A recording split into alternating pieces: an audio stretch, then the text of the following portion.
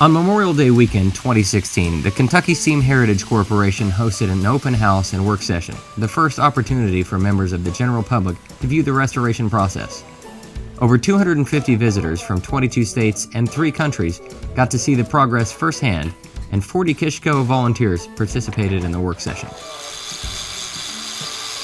We've been cleaning the running gear. We've been finding different locomotive numbers on a lot of the parts. Of course, some of it was interchangeable.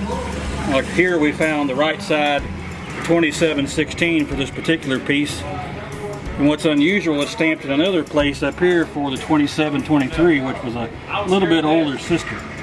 That's the first piece we found so far that had 2 different numbers on it. Very interesting.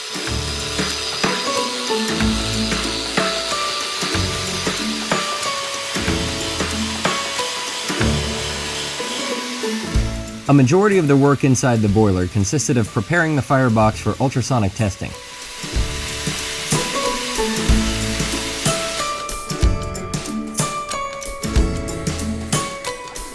Meanwhile, coats of protective paint were cleaned off the locomotive's running gear, and various other tasks were performed to prepare the engine to be moved.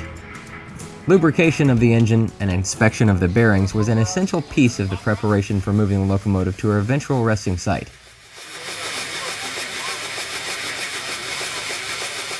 So on the left number 1 bearing box, it had about 1.5 quarts of water in the bottom of it, below the oil. Who knows how that much water wound up in there, but it was in there nonetheless. So if you look in the bottom of the bearing race, there's a little bit of rust. It doesn't appear to actually be in the contact path of the rollers, which is good.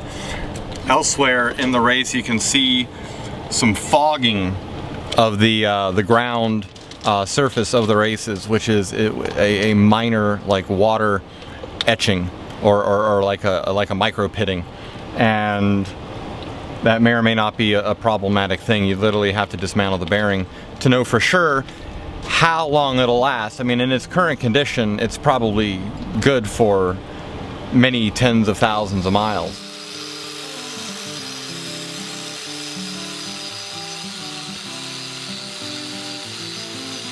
So what we're doing right now, we've already gridded the firebox.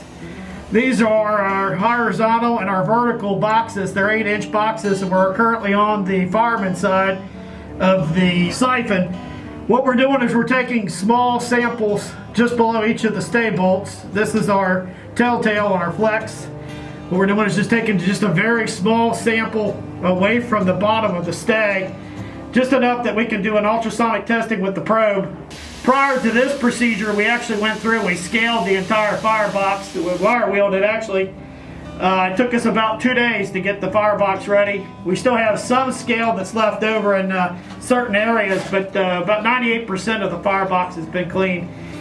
So what we'll do, we'll finish up hitting both sides of the siphons, the back sheets, side sheets, throat sheets, crown sheet, and then once we're finished, we'll schedule for the ultrasound.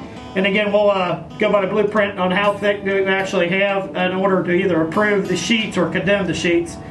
But overall, we haven't found anything too surprising. You can see existing welds that were either done by Fort Wayne or done by the old Southern program down in Birmingham. But so far, everything else has looked really good.